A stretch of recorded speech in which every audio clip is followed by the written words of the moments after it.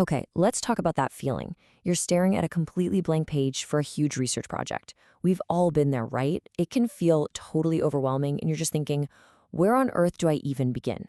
Well, that's exactly what we're going to tackle. We are going to turn that anxiety into a clear, actionable plan. So, here's our game plan. Our journey from confusion to clarity has 5 key steps. First, we'll face that blank page head on. Then we'll find our creative spark, put our new ideas to the test, sharpen our focus, and finally, build a solid research blueprint. Sound good? Let's dive in. All right, let's start at the very beginning, that feeling of being completely and utterly lost. It's a super common experience for pretty much every student or researcher.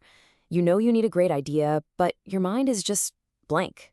The pressure's on, but you have no idea which way to go. You know, this quote from Alice in Wonderland just captures that feeling perfectly. If you don't know where you want to go with your research, well, then any path will do, which really means no path is going to lead you to a successful finish. The first and honestly the most important step is deciding on a destination. So, how do we find that destination? Look, it's not about just sitting around waiting for a single lightning bolt of inspiration to strike. Nope. It's about having a whole toolbox of techniques to actively generate ideas. So, let's open up that toolbox. Ideas usually come from 2 different but equally important places. On one side, you've got rational thinking. These are your systematic, logical steps, like, looking at what's been done before or searching through academic literature.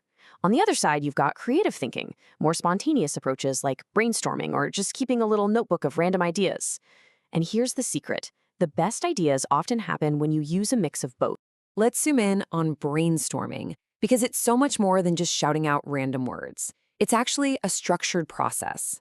You start by defining your problem as clearly as you can. Then you gather suggestions, and this part is absolutely crucial. You record all of them without any criticism. No, that's a dumb idea allowed. Just get everything out there. Only then do you go back and review and analyze the list to find the real gems. It's a technique you can use again and again to unlock some really fantastic ideas. And sometimes the best ideas don't come when you're forcing them. The legend says Isaac Newton had his big breakthrough on gravity while he was just relaxing in an orchard, watching an apple fall. It's a great reminder that giving your mind some space for quiet contemplation, a little mindfulness, can lead to those amazing aha moments. Okay, so you've brainstormed, you've contemplated, and now you have a handful of potential ideas. Awesome. But, and this is a big but, not every idea is a good research idea. So the next step is crucial. You have to put them to the test. The very first filter you need to run your idea through is appropriateness. This isn't just about having a cool idea. It's about making sure that idea actually fits within the world of your course, your university, and your whole field of study. You've got to ask yourself some tough questions here. Does this meet my university's requirements? Does it connect to existing academic theory? And here's a big one. Will the findings be interesting no matter what I discover? You really don't want to spend months on a project only to find an answer that doesn't really matter to anyone. Next up, it's time for a reality check. We're talking about capability. It might be a brilliant, world-changing idea, but can you actually pull it off? This is where you have to be brutally honest with yourself. Do you have the skills you need? The time, the money, and crucially, can you get your hands on the data? A fascinating idea about senior management is pretty useless if you can't actually get access to interview any senior managers. This step is all about saving you from the heartache of starting a project you just can't finish. And finally, we get to the most personal test of all, fulfillment. This is all about you, your passion, and your motivation. Look, a research project is a marathon, not a sprint. If you're only kinda interested at the start, trust me, you'll be completely bored out of your mind by the end. You need to pick a topic that genuinely excites you, something you're really passionate about. And hey, if it can also help you with your future career, that's a massive bonus that'll keep you going when things get tough.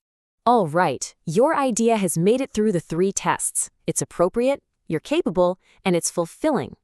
Now it's time to take that broad topic and sharpen it into a razor-sharp research question. Let's see how it's done. To get that perfectly sharp question, we can use what's called the Goldilocks test. Is your question too big, making it totally impossible to answer? Or is it maybe too small, making it kind of insignificant?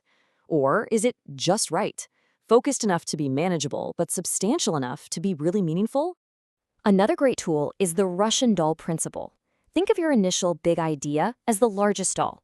What you need to do is keep opening it up, stripping away all the unnecessary layers until you get to that small, solid doll right at the center. That core, that's your focused research question. Let's look at this in action. Take the supermarket coupon idea. The initial question, to what extent do coupons influence buyer behavior, is, well, it's huge.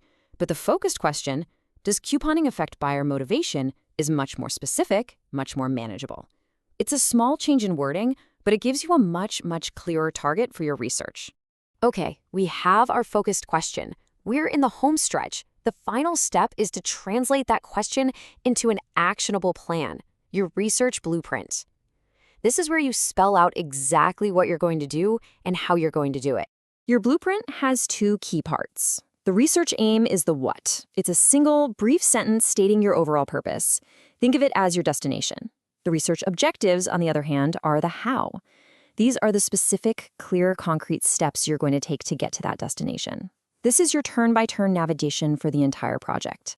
And there you have it. You've gone from that scary, daunting blank page to a crystal clear research question and a detailed blueprint. You have a path, you have a destination, and you have a plan. So, the only question left, and it's the most exciting one of all, is this: what will you discover?